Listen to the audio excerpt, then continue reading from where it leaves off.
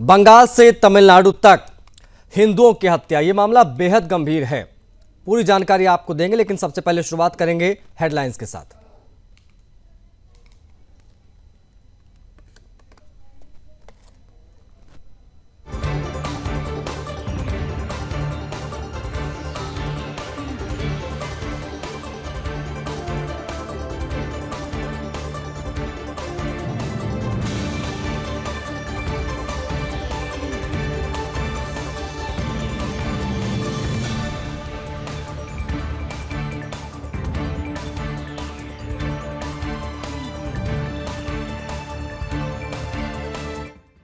पश्चिम बंगाल में हिंदुओं की दुर्दशा किसी से छिपी नहीं है। बंगाल की धरती पर हिंदू होना आज सबसे बड़ा अपराध बन चुका है।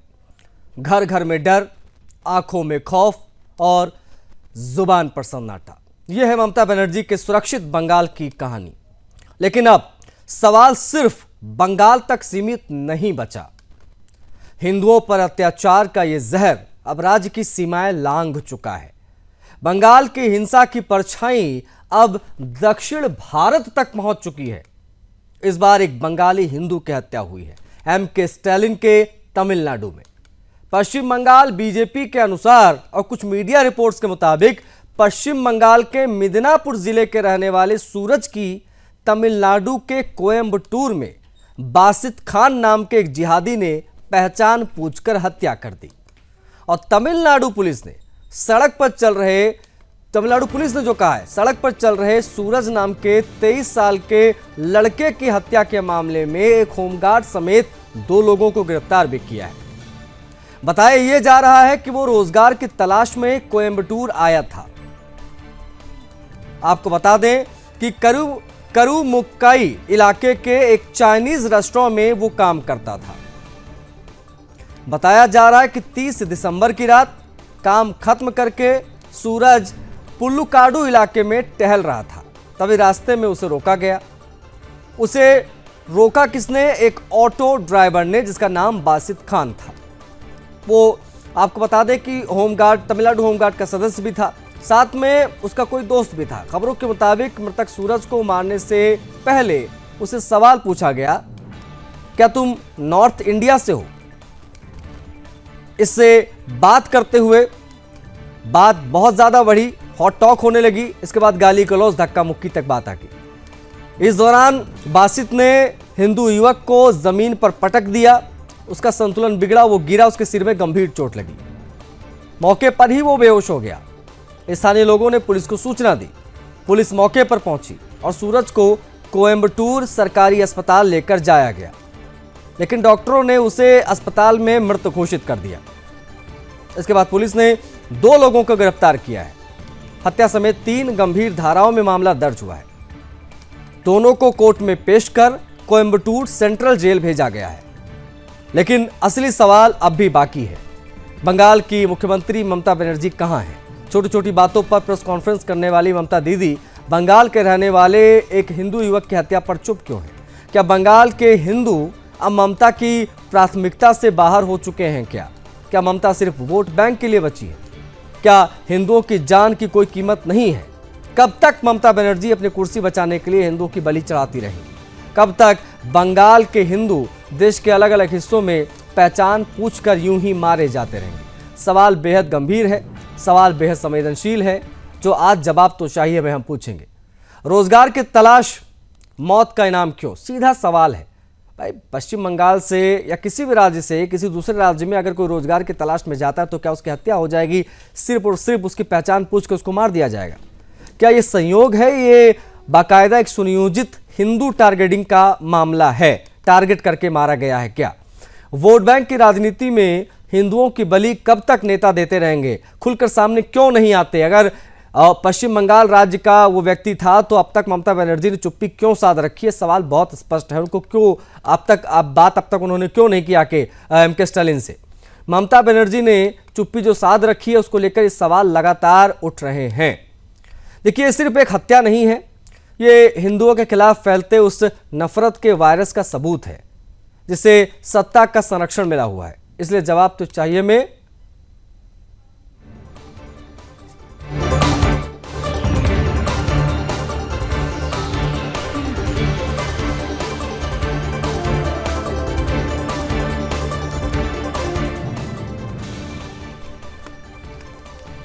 सवाल बेहद गंभीर है। अगर संभव प्लीज वो तस्वीरें भी दिखाइए उस लड़के की, जो 22-23 साल का लड़का सूरज जिसकी हत्या हुई है। प्लीज पीसीआर उसकी तस्वीर दिखाइए पहले। बंगाल से तमिलनाडु तक हिंदू शिकार क्यों हो रहा है, ये तस्वीर दिखाती रहेगा स्क्रीन पर। ये लड़का 23 साल का, वेस्ट बंगाल बीजेपी की तरफ से ये ट्वीट करके बाकायदा इसके बारे में बताया गया। साथ साथ में कोयम्बटूर पुलिस ने भी इसको लेकर स्टेटमेंट जारी किया है।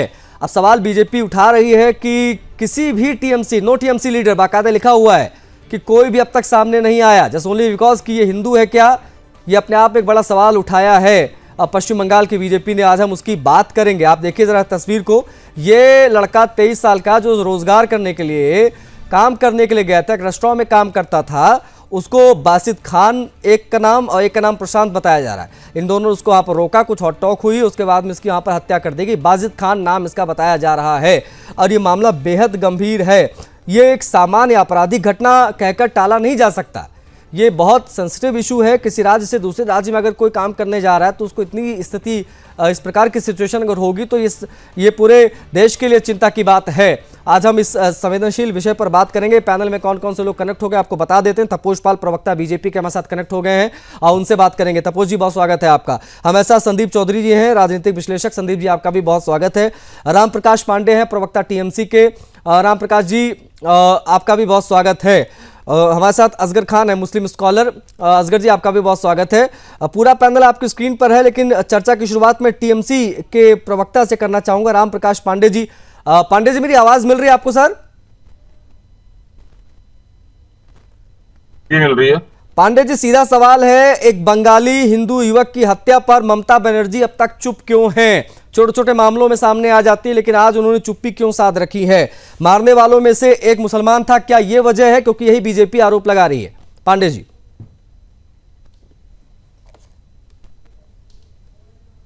देखिए, बीजेपी का मौत के ऊपर राजनीति करना, हमारा मौत मुसलमान है उसके लिए चुप है, ये बोलना उनका गलत है। मौत मौत ही होती है, किसी भी मौत है वो उसके, ये दर्दनाक खेद है हमें कि किसी की मौत हुई है। चुप्पी की बात है कि समय जिस तरह से हम किसी तरह से कोई भी इस तरह का अपना बयान नहीं देना चाहते हैं जहां पर वे किसी तरह से विवादित बयान आए। भाजपा का काम है हिंदू मुस्लिम का कार्ड खेलना, हम लोग का काम कोई नहीं है। मौत हुई है किसी की, उसके लिए दुखद घटना है, उसके लिए हम दुखित हैं। नहीं पांडे जी, ठीक है, आज हमने ये विषय उठाया, आप चर्चा में आए, आपसे हमने सवाल पूछा, आपने निंदा जो करनी थी आपने कर दी, लेकिन इस बेहद महत्वपूर्ण विषय पर अगर इस प्रकार की चुप्पी रहेगी तो सवाल तो उठेंगे ना। ममता बनर्जी ने अब तक एम के स्टालिन से बात क्यों नहीं की फोन करके कि क्यों हमारे यहाँ के एक लड़के जो वहां पे काम करने गया था उसकी हत्या कर दी गई? पूरा मामला क्या था, संज्ञान ही ले लेती, पूछ लेती एटलीस्ट। अब तक इतनी चुप्पी क्यों साध रखी है? यह जिम्मेदारी होती है एक सीएम की। उनके राज्य के किसी दूसरे राज्य में उनके राज्य के किसी एक व्यक्ति की हत्या कर दी जाती है, यह चल क्या रहा है? ममता बनर्जी इस प्रकार से चुप्पी साधेंगी? ममता बनर्जी इस तरह की कोई चुप्पी नहीं साधी। अवश्य जरूरत पड़ेगी तो ममता बनर्जी स्टालिन जी से बात करेंगी। जब उन्होंने उसका वहां के प्रशासन ने तत्परता दिखाई है, सामने आएगा तो पूछा जाएगा किस कारण से विवाद हुआ और वहां की सरकार क्या तत्परता दिखाती है। अभी तक तो सरकार ने ऐसा नहीं है कि तत्परता सर, वहां की सरकार, वहां की पुलिस ने जो करना था किया, गिरफ्तारी हो गई है, बासित खान गिरफ्तार हुआ, प्रशांत गिरफ्तार हुआ है, इनको जेल में डाल दिया गया, ये कार्रवाई वहां पर हो गई है, वहां की पुलिस का स्टेटमेंट आ गया है। लेकिन आप लोगों की क्या जिम्मेदारी इसमें बनती है? इस पर बात नहीं होनी चाहिए क्या तपोज जी? क्या मैं गलत कह रहा हूं? चुप्पी क्यों साध के रखी हुई अब तक? यहाँ नहीं, उत्तराखंड में त्रिपुरा के एक लड़के की, नहीं, उत्तराखंड में त्रिपुरा के एक लड़के की हत्या होती है, खुद बात करते दिखाई देते हैं पुष्कर सिंह धामी, बाकायदा वहां के मुख्यमंत्री से बात करते हैं, उस पूरे मामले को गंभीरता से लेते हैं, परिवार से बात करते हैं, लेकिन इस प्रकार का ना कोई वीडियो, ना कोई स्टेटमेंट, ना कोई एक छोटा सा ट्वीट तक नहीं आया पश्चिम बंगाल टीएमसी की तरफ से या ममता बनर्जी की तरफ से। तपोज जी, क्यों? देखिए, उत्तराखंड में भी और यहाँ पर त्रिपुरा में दोनों जगह भाजपा की सरकार है, क्योंकि वहाँ के मुख्यमंत्री संवेदनशील नजर आए। हम इस तरह की राजनीति नहीं करते हैं। उन्होंने बात हुई यार वहाँ की सरकार, आप लोग तुष्टीकरण की राजनीति करते हैं पांडे जी, तुष्टीकरण। मैं रिप्लाई दे देता हूँ किस तरीके की राजनीति करते हैं। अपीजमेंट की पॉलिटिक्स, मौत के ऊपर कोई राजनीति, अपीजमेंट की पॉलिटिक्स, और वहाँ की टीएमसी इज डूइंग अपीजमेंट। बस जो भी दोषी दैट्स इट। थे, दोषी तपोज जी थे, अपनी बात किया रखिए, गया इनका ऑडियो ऑन कीजिए, उसे भी दिखाई नहीं देने क्लियर, वो गाड़ी में बैठे हुए हैं। तपोज जी देखिए, सबसे मजेदार क्या है कि अभी जब बांग्लादेशियों को भगाया जा रहा था कर्नाटका से, उसके बाद हरियाणा से, सब जगहों से, दिल्ली से, मुंबई से, तो उस समय ममता बनर्जी स्पेशल सत्र बुलाती है और स्पेशल सत्र बुला के सारे जगहों के लिए जो है वो निंदा प्रस्ताव पारित करती हैं अपने स्पेशल सत्र में। और जितनी पब्लिक मीटिंग होती है उन सबों में ये कहा जाता है कि मुस्लिमों को भगाया जा रहा है, उसके लिए हम बहुत पीड़ित हैं, हम उसके लिए ये एक्शन लेंगे, वो एक्शन लेंगे। और आज की डेट में जब एक हिंदू बंगाली युवक की हत्या सिर्फ इसलिए कर दी जाती है क्योंकि वो बाहर से गया हुआ एक युवक है, ये कुछ नहीं बोलती क्योंकि हिंदुओं की जान उनके लिए। मेरा बड़ा सिंपल सा सवाल है तपोज जी, हत्या की वजह कुछ भी रही हो, दोनों के बीच में कोई रंजिश रही हो, कोई विवाद रहा हो, या हॉट टॉक हुई हो, या व्हाटएवर जो भी रहा हो, लेकिन पश्चिम बंगाल की मुख्यमंत्री वो इस घटना के बाद चुप्पी क्यों साधे हुई हैं? क्या ये जिम्मेदारी है एक मुख्यमंत्री की? उनकी जवाबदेही क्यों नहीं तय होनी चाहिए? मैंने इसलिए उत्तराखंड का उदाहरण दिया ताकि चीजें बहुत स्पष्ट हो जाए कि एक मुख्यमंत्री का काम क्या होता है। इसको जरा समझिए, इसको समझना बहुत जरूरी है। ये सवाल इसलिए पूछे जा रहे हैं टीएमसी से कि मारने वालों में से एक मुसलमान था, क्या इसलिए वोट बैंक वाला मामला आ जाता है? क्या मैं गलत कह रहा हूं? मेरे साथ संदीप चौधरी जी हैं। बिल्कुल आप सही कह रहे हैं संदीप सर। दूसरा पक्ष नाराज ना हो, मुस्लिम समुदाय नाराज ना हो, एक मुस्लिम व्यक्ति जिसने खून किया है एक हिंदू युवक का, तो अगर ये आवाज उठाएंगे तो मुस्लिमों के। ठीक है तपोज जी, आप प्लीज बने रहेगा, ओपनिंग रिमार्क सभी का हो जाए। एक बार संदीप चौधरी जी, क्या ये कहना गलत है कि वोट बैंक की राजनीति में हिंदुओं की बलि चढ़ाई जा रही है, कुछ बोला नहीं जा रहा है? ममता बनर्जी की चुप्पी को किस प्रकार से देखते हैं आप बतौर एक राजनीतिक विश्लेषक? ये किस प्रकार की राजनीति है सर? देखिए आशीष भाई, इस बात में बिल्कुल इनकार नहीं किया जा सकता कि हमारे देश की जो राजनीति है वो बहुत सिलेक्टिव राजनीति है। हर पॉइंट्स को अच्छे से देखा जाता है और समझा जाता है। तो जहां बात मुस्लिम वोट बैंक पर आती है, तो जो पार्टियां या जो दल मुस्लिम वोट बैंक से जीवित हैं या मुस्लिम वोट बैंक से मजबूत है या मुस्लिम वोट बैंक के दम पर सरकार चला रहे हैं, वो उन चीजों में कहीं ना कहीं बचने की कोशिश करते हैं। यही समाजवादी पार्टी के साथ होता है, यही टीएमसी के साथ होता है, यही और कई दल इस तरीके के हैं जो इस तरीके की राजनीति करते हैं। मुझे लगता है ऐसी राजनीति ऐसे सेंसिटिव मुद्दों पर छोड़कर मुख्यमंत्री के लिए हिंदू हो, मुसलमान हो, सिख हो, ईसाई हो, किसी की भी जान गई है, उन्हें उसका संज्ञान लेना चाहिए था। और क्योंकि आने वाला समय चुनाव का है, एक क्राइम हुआ है, क्राइम में आप ये मत देखिए क्राइम करने वाला कौन है, क्राइम किस पर हो रहा है। अगर क्राइम हो रहा है तो मुख्यमंत्री को अलर्ट रहना चाहिए और उसको संज्ञान लेना चाहिए था। और चूंकि बंगाल का मामला है, बंगाल का व्यक्ति मारा गया है, तो मुझे लगता है ममता बनर्जी को ऐसे टाइम पर एक मैसेज देना चाहिए था कि मैं बंगाल की जनता के साथ खड़ी हूं। ठीक है, ओके प्लीज आप बने रहेगा। असगर खान हमारे साथ हैं। असगर खान जी, क्या इसको एक सामान्य आपराधिक घटना मानी जाए या कट्टर सोच की भी बात बहुत आवश्यक है यहाँ पर? जिसने बासित खान ने जो उसकी हत्या की है उसको किस प्रकार से देखते हैं आप एक स्कॉलर के तौर पर?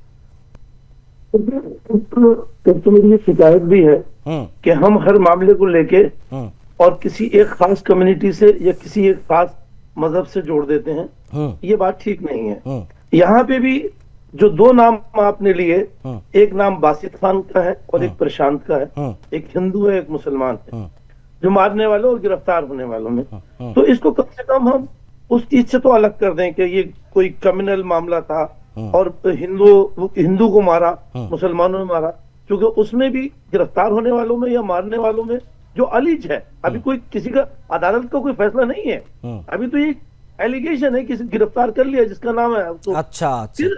मेरा एक सवाल है आपसे, क्या जो लिंचिंग आपने यूपी में कराई है और जो कुछ होता रहा है यहाँ पे, किसने कराई है? बताइए असगर खान, किसने लिंचिंग कराई है?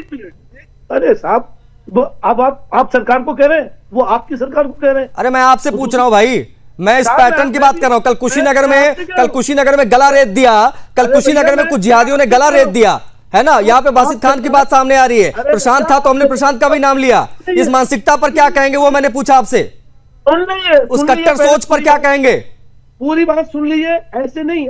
ये मत कह दीजिए कि अभी ये मामला जांच का विषय है, अदालत का फैसला नहीं आ गया है। Anchor should not be biased, anchor should not be biased. आप सुन लीजिए। I am not biased, sir. I am not biased. I'm just talking about the pattern. I'm just talking about the pattern. मैं इसीलिए कह रहा हूँ, कुशीनगर से लेकर कोयंबटूर तक कुशीनगर से मैं कोयम्बटूर आपसे तक सवाल हिंदुओं की हत्या अगर होगी तो बताइए। सवाल उठाएगा सुदर्शन।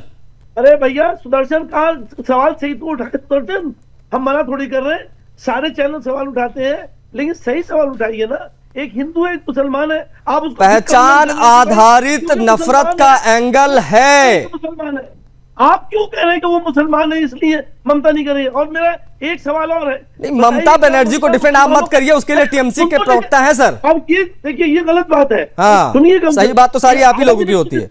मुझे आधा मिनट दे दिया आप बताइए, क्या ममता मुसलमानों के वोटों से जीतती है सिर्फ? नंबर 1, नंबर 2, अरे बिल्कुल जीतती हैं, बिल्कुल जीतती हैं, बिल्कुल मुसलमानों के वोट से जीतती हैं वो। 37% बंगाल में मुसलमान, एक तरफा पैटर्न पे वोटिंग होती है, इसलिए तो कुछ बोलती नहीं है वो, इसीलिए तो नहीं बोल रही है वो। अरे भैया, हिंदू वोट देते ही नहीं देते। मैं क्या कह रहा हूं आपसे मैं क्या कह रहा हूं, ममता बनर्जी ने अब तक चुप्पी क्यों साध रखी बताइए। चलिए आप पॉलिटिक्स की बात करें तो आपसे पॉलिटिक्स की बात कर लेंगे। मैं अगर आप पॉलिटिक्स की, मैं आपसे पूछ रहा हूं कि पहले ये बताइए कि ममता हिंदू है या किसी और धर्म की है? ममता बनर्जी कहने को, बताने के लिए वो अपने आप को ब्राह्मण बताती हैं, हिंदू बताती हैं, तमाम चीजें, लेकिन वो मंदिरों में जाती हैं, उनको पूजा करना भी नहीं आता, तो उसकी बात मैं नहीं करूंगा, मैं उसकी बात बिल्कुल नहीं करूंगा। मैं आज के इस विषय पर बात कर रहा हूं।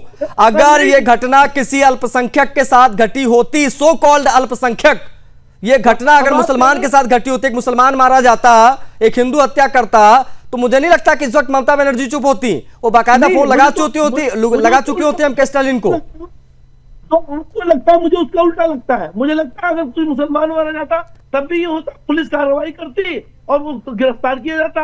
पुलिस ने अभी भी कार्रवाई की है, गिरफ्तार किए हैं। गलत तो गलत है, हम नहीं, उसको साथ मैं आपसे क्या कह रहा हूं सर, सुनिए असगर जी, मेरा बड़ा सिंपल सा आपसे सवाल था। बतौर एक स्कॉलर मैंने आपसे समझना चाहा इस कट्टर सोच को किस प्रकार से आप देखते हैं।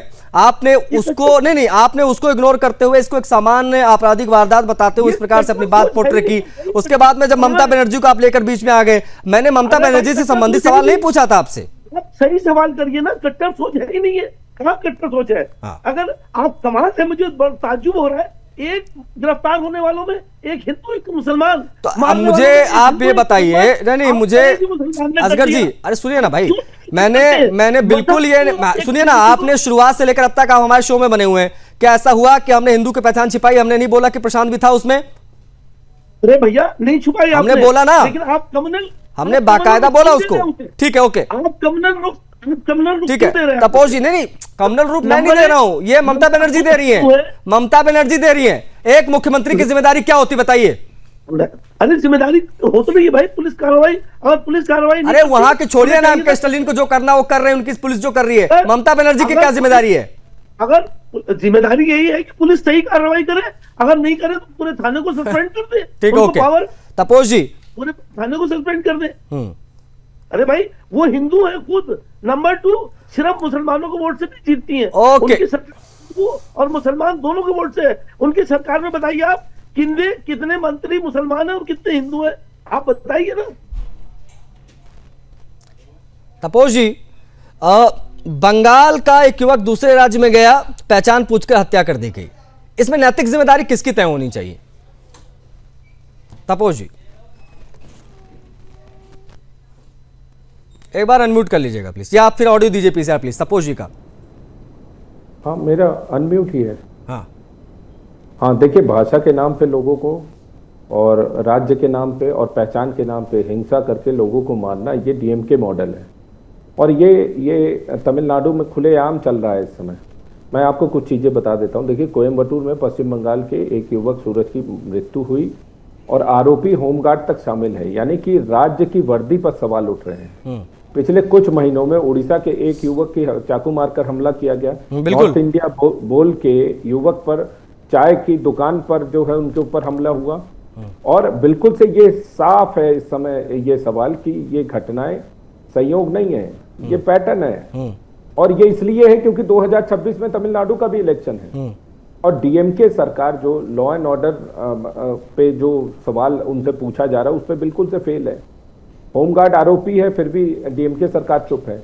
अगर उत्तर भारत में ऐसा कुछ होता तो डीएमके अभी इस समय राष्ट्रीय हंगामा खड़ा कर देती। और तमिलनाडु की पुलिस की हालत देख लीजिए, पोस्ट इवेंट एक्शन और प्री इवेंट प्रिवेंशन इन दोनों में जीरो है। तो डीएमके की कानून व्यवस्था पोस्टमार्टम में तेजी दिखाती है लेकिन प्रोटेक्शन में फेल है। और उत्तर भारतीय और नॉर्थ इंडियन हो तुम, इस सवाल को करके नफरत का संकेत फैलाया जाता है। और डीएमके का हमेशा का ये नैरेटिव रहा है कि हिंदी बनाम तमिल, नॉर्थ बनाम साउथ, और ये इसी का नतीजा ये है कि सड़क पर आज जो है एक साधारण मजदूरों को दुश्मन समझा जाता है। और राजनीतिक जिस तरीके से जहर उगली गई है, लोगों के दिमागों में भरा गया है, आज सड़क पर ये है हिंसा उतर के उस मारकाट पे पहुंच गई है। डीएमके और इंडी गठबंधन मणिपुर में तो बहुत तेजी से काम करती है, इनके प्रतिनिधि मंडल में भी ये शामिल थे। यूपी बिहार के रिपोर्ट में एकदम सबसे आगे आगे पहुंचेंगे, लेकिन तमिलनाडु में प्रवासी मजदूर मरे उस पर बिल्कुल चुप हो जाते हैं। तो देखिए, मानव अधिकार संगठन जो है ह्यूमन राइट्स, वो बहुत सिलेक्टिव है इस सब मामलों में। क्या मानव अधिकार केवल जो है चुनावी नक्शे से ये देखेंगे, या अपने जहां पे हैं वहां चुप हो जाएंगे, और जहां बाहर के लोग हैं, मणिपुर हैं, यूपी बिहार है, वहां पे एकदम तेजी से ये काम करेंगे? तो ये जो सिलेक्टिव एक्शन बना हुआ है ये बहुत दुर्भाग्यपूर्ण है। 2026 में एक बड़ा फैक्टर बनेगा ये मुद्दा, क्योंकि 25 से 30 लाख प्रवासी से ज्यादा प्रवासी मजदूर हैं जो कि कंस्ट्रक्शन, निर्माण में, टेक्सटाइल में, होटल में, मैन्युफैक्चरिंग में एक रीढ़ की हड्डी बने हुए हैं। वहां पे ये बैकबोन की तरह काम करते हैं। और तमिलनाडु के विकास बड़ी बात यह है तपोज जी कि एक संवेदना संदेश तक नहीं आया। अब जरा समझिए, ये संवेदनहीन लोग हैं। हाँ संदीप दोनों जी, ही। हाँ संदीप जी, ये एक स्थिति ये है कि जो मुख्यमंत्री हैं या टीएमसी का कोई भी नेता, बड़े कई सारे नेता हैं, कई सारे सांसद, उनके कई सारे विधायक हैं, किसी का एक संवेदना भरा ट्वीट भी नहीं आया है। ये जो चुप्पी है, क्या ये मौन स्वीकृति दी जा रही है कि do whatever you want to do, यहाँ से कोई भी गया हत्या करो चाहे जो करो, अगर वो हिंदू हो तो हमारा कोई लेना देना नहीं है? क्या ये बहुत बड़ी वजह है कि बोला नहीं जा रहा, संवेदना तक प्रकट नहीं की जा रही है? संदीप जी।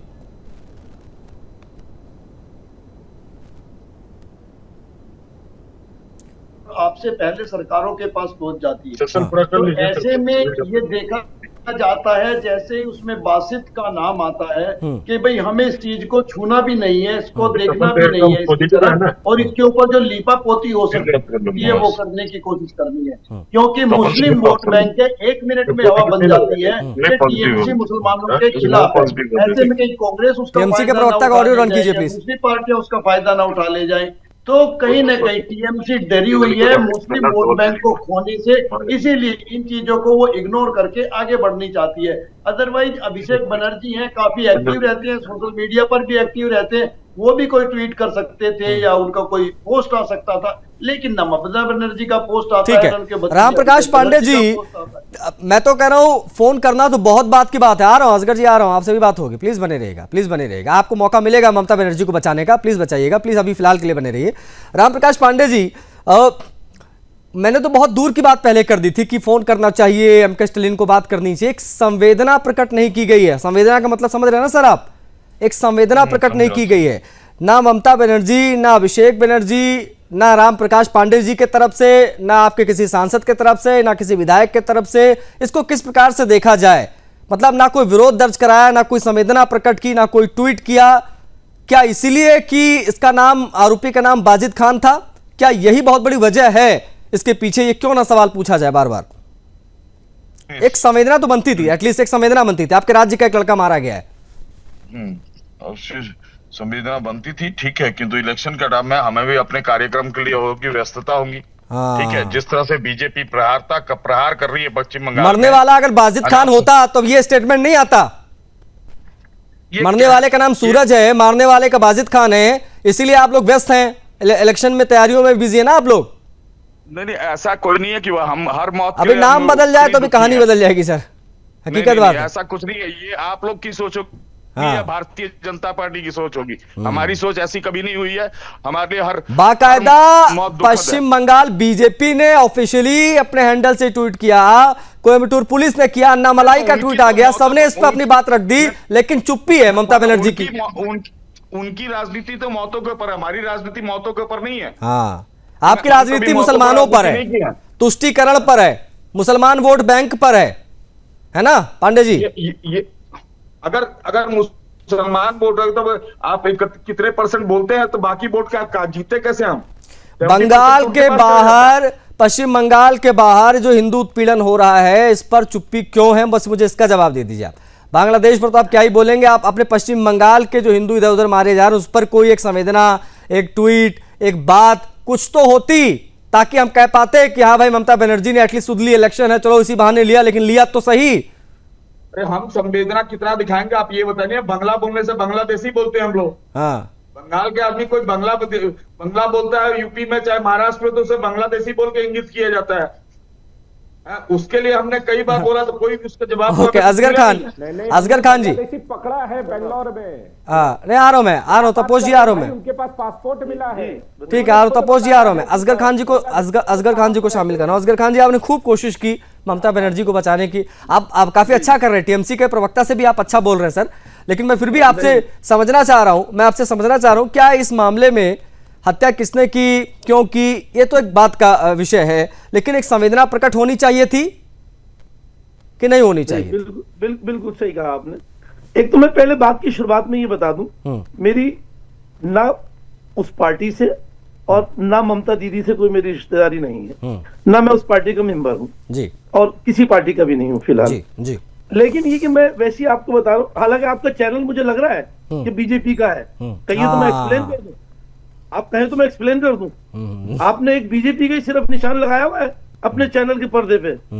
आपका चैनल बीजेपी का है, इसलिए आप बाकायदा तौर पे बीजेपी को बचाने की, दिखाने की और उसको सेव करने की कोशिश कर रहे हैं। ये मेरा इल्जाम है आपके ऊपर पूरे तौर पर और जिम्मेदारी के साथ, और ये आपका निशान होना नहीं चाहिए। अदरवाइज आप एडवर्टीजमेंट कर रहे हैं, ये नहीं करना चाहिए। पार्टी का ऐसे नहीं कर सकते, कानूनी तौर पे नहीं कर सकते, और इसके लिए चूंकि मैं एडवोकेट हूं, I will look after later on.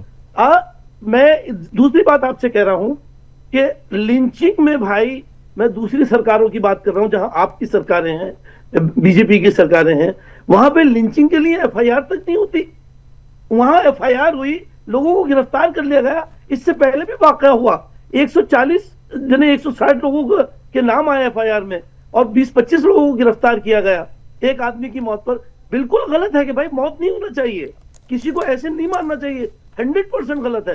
Right is right, wrong is wrong, हमेशा गलत है। लेकिन ये कि उसके लिए जो कार्रवाई उन्हें करना थी कर ली। दूसरे और स्टेट्स में मुझे असगर जी मैं आपको इंटरप्ट इसलिए कर रहा हूँ सर, मुझे छोटा सा ब्रेक लेना पड़ रहा है। हम बातचीत को आगे बढ़ाएंगे छोटे से ब्रेक के बाद। क्या ये संयोग है, ये एक बाकायदा सुनियोजित हिंदू टारगेटिंग, इसकी भी बात होगी, क्योंकि कुशीनगर से लेकर कोयंबटूर तक लगातार इस प्रकार की तस्वीरें आ रही हैं, लेकिन इस पर ममता बनर्जी चुप क्यों है, ये अपने आप में एक बड़ा सवाल है। एक बंगाली हिंदू की तमिलनाडु में हत्या हुई है और इस पर ममता बनर्जी चुप है, ये है विषय, इस पर आज हम बात करें। पूरा पैनल हमारे साथ है। तपोज जी, संदेश क्या जा रहा है? क्या ये बढ़ावा देना नहीं है क्या इस प्रकार के तत्वों को जो बड़े ही आसानी से इस प्रकार की वारदातों को अंजाम दे रहे हैं? क्योंकि बड़े पैमाने पर प्रवासी जो है वहाँ रहते हैं, अलग अलग राज्यों से वहाँ पर जाते हैं काम करने के लिए। मेरे गांव का एक लड़का तमिलनाडु में है, चेन्नई में काम कर रहा है। ये तो सभी के लिए खतरे वाली बात है ना सर? हाँ, खतरे वाली बात है, और इसीलिए तो इस पे हम लोग हमेशा से प्रश्न उठाते रहे हैं, क्योंकि जो डीएमके है वो भाषा की राजनीति करती है, लोगों को बांटती है, और इस पे बीजेपी और डीएमके का सीधा जो नैरेटिव है और जो मॉडल है उसमें बहुत बड़ा अंतर है। आप प्रवासी सुरक्षा मुद्दे पे अगर आप बात करते हैं तो बीजेपी का मॉडल है राष्ट्रीय नीति, हेल्पलाइन और पोर्टल, और उसके माध्यम से सुरक्षा प्रोवाइड करना, जबकि डीएमके का मॉडल है कि स्थानीय राजनीति करना और चुप्पी साध लेना।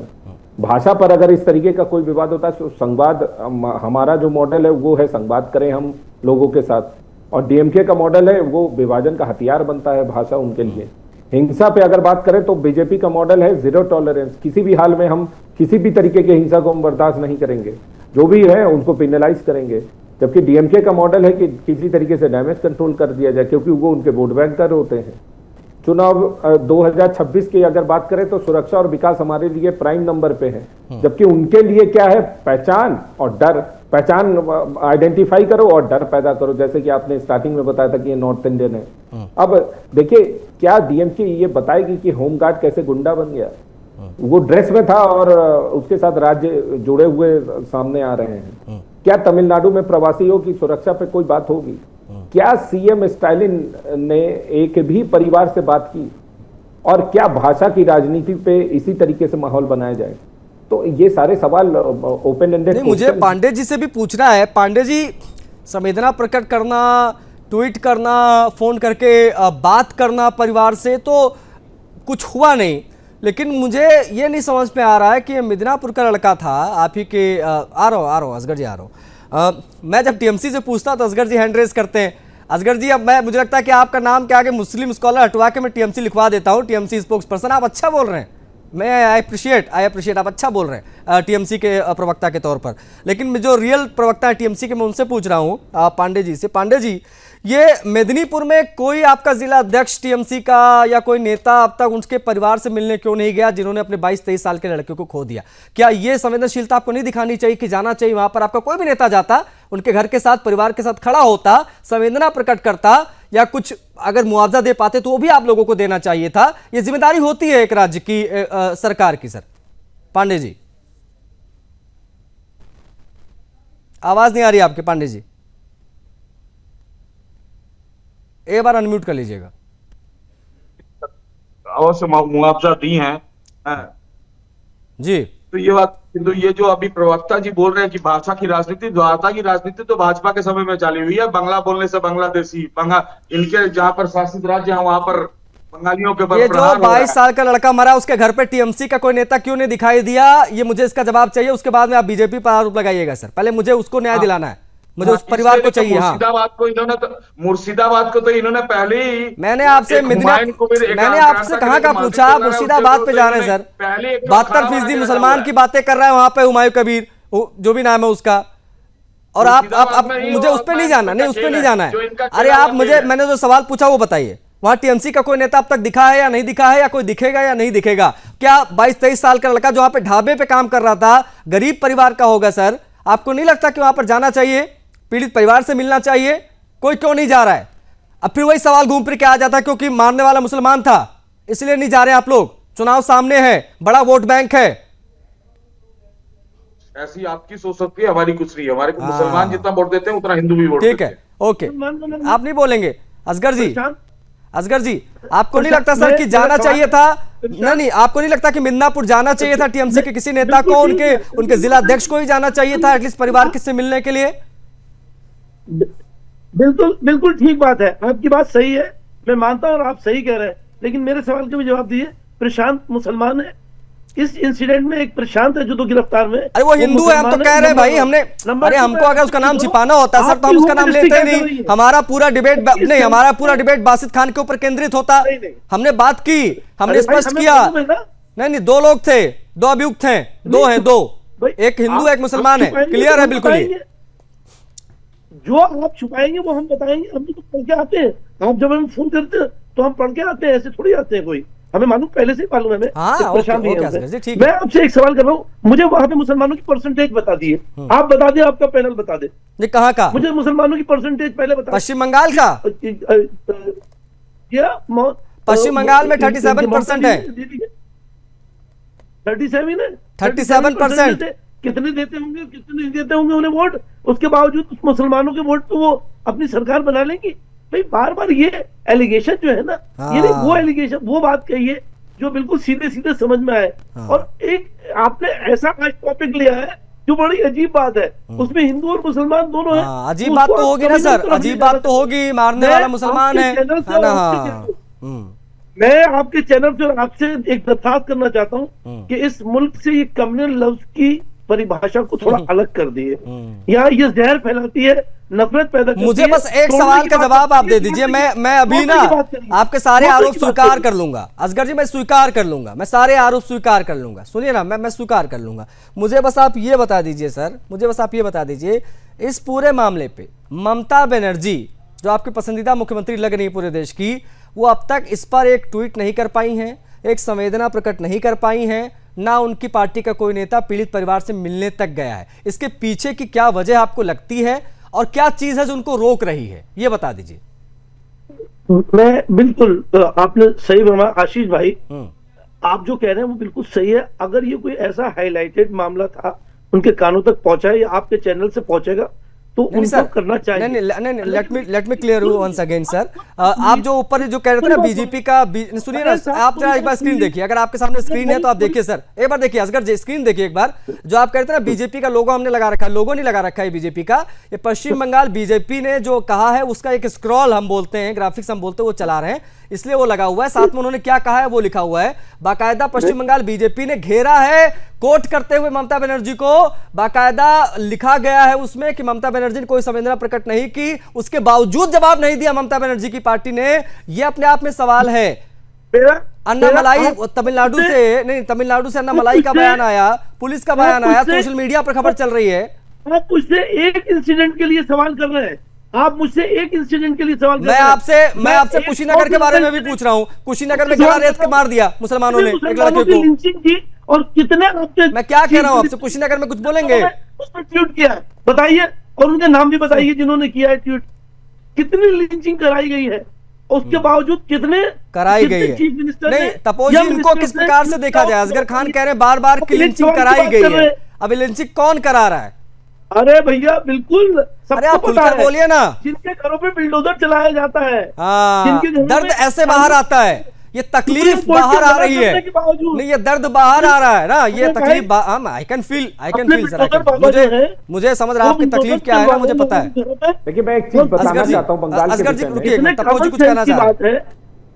देखिए बंगाल के विषय में मैं एक चीज कहना चाहता हूँ। 700 पन्ने की कैग की रिपोर्ट जो है आज कल कोलकाता हाईकोर्ट में पेश की गई है, उसमें रूह कपा देने वाली चीजें हैं। 100 करोड़ का बाढ़ राहत के लिए घोटाला जो वो आया है सामने, और एक ही व्यक्ति के उसमें 42 बार भुगतान किया गया। हरिश्चंद्रपुर में, हरिश्चंद्रपुर 2 में एक ही व्यक्ति पर 42 बार भुगतान किया गया। 7.5 करोड़ रुपए पक्का मकान के नुकसान पर आवंटन किया गया, जबकि डीएम की रिपोर्ट है कि 0 पक्का मकान डैमेज हुआ है, नुकसान नहीं लेकिन भुगतान पूरा। 108 प्रतिनिधि और सरकारी कर्मचारी इन्होंने मतलब खुले तौर पे जो है उसकी लूट खसोट मचाया है। तो किस तरीके से लूटी है वो आप इस टैग रिपोर्ट में देख सकते हैं। बहुत बहुत दुर्भाग्यपूर्ण। आवाम का नुकसान नहीं है वो, जो आप भुगतान करते हैं, नुकसान करने के बाद जो भुगतान करते हैं, वो बताइए वो पैसा किसका है?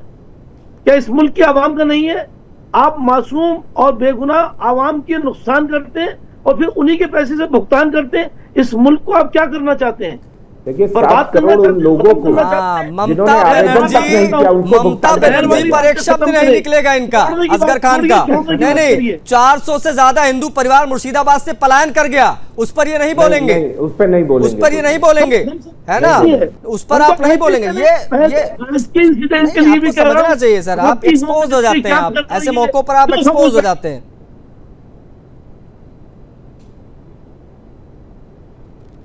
बताइए।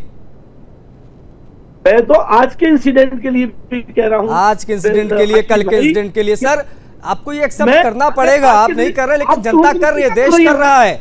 ये आप नहीं करेंगे या राम प्रकाश पांडे जी टीएमसी के प्रवक्ता हैं भाई, तो वो नहीं करेंगे, लेकिन ये समझना पड़ेगा। मुझे बस एक सवाल का जवाब आज की इस डिबेट में चाहिए था सभी से। नहीं, मुझे आज बस एक चीज का जवाब चाहिए था कि ऐसी कौन सी चीज है जो ममता बनर्जी को रोक रही है उस पीड़ित परिवार के घर जाने से? बताइए तपोज जी, 10 सेकंड देना फिर मैं क्लोज करूंगा, आप ही बताइए। क्योंकि हत्या करने वाला जो है वो मुस्लिम परिवार से है। वोट बैंक नाराज नहीं करने देना चाहती है वो, इसीलिए वो उस पीड़ित परिवार के घर में नहीं जाना चाहते। ये बेहद महत्वपूर्ण है। ये चिंता, अगर ऐसा है तो ये चिंता है, घर घर में डर है, आंखों में खौफ है, जुबान पर सन्नाटा है, ये स्थिति उस परिवार की। लेकिन ममता बनर्जी के पार्टी का या खुद ममता बनर्जी या कोई भी अब तक उस परिवार से मिलने तक नहीं गया है। एमके स्टालिन को फोन करने की बात तो बहुत दूर की मैंने कर दी। ये सिचुएशन है, ये तुष्टीकरण नहीं तो और क्या है। आप सभी का बहुत आभार, समय दिया आपने। असगर जी आपका बहुत आभार, पांडे जी आपका भी, संदीप चौधरी जी, तपोज जी, आप सभी का बहुत आभार। देखिए बहुत क्लियर मामला निकलकर सामने आया है, बहुत स्पष्ट रूप से ये चीजें दिखाई दी हैं कि किस प्रकार से, क्या तुम नॉर्थ इंडिया से हो, ये पूछा और उसकी हत्या कर दी गई, गालियां दी गई या जो कुछ भी सिचुएशन वहां पर है। लेकिन 23 साल का सूरज जो कि मिदनापुर का रहने वाला था, पश्चिम बंगाल का जिला, वहां वो एक ढाबे में काम कर रहा था, उसकी हत्या कर दी गई। पुलिस को सूचना मिली, पुलिस ने अपना जो काम करना था किया। लेकिन बतौर एक पश्चिम बंगाल के मुख्यमंत्री ममता बनर्जी ने चुप्पी साध रखी है। यह अपने आप में बड़ा सवाल है। ये सवाल इसलिए पूछ रहे हैं, क्या मारने वाला मुसलमान, मरने वाला हिंदू, इसलिए ये चुप्पी है? ये अपने आप में एक बड़ा सवाल है। इस डिबेट में इतना ही, मुझे आज्ञा दीजिए। जय हिंद।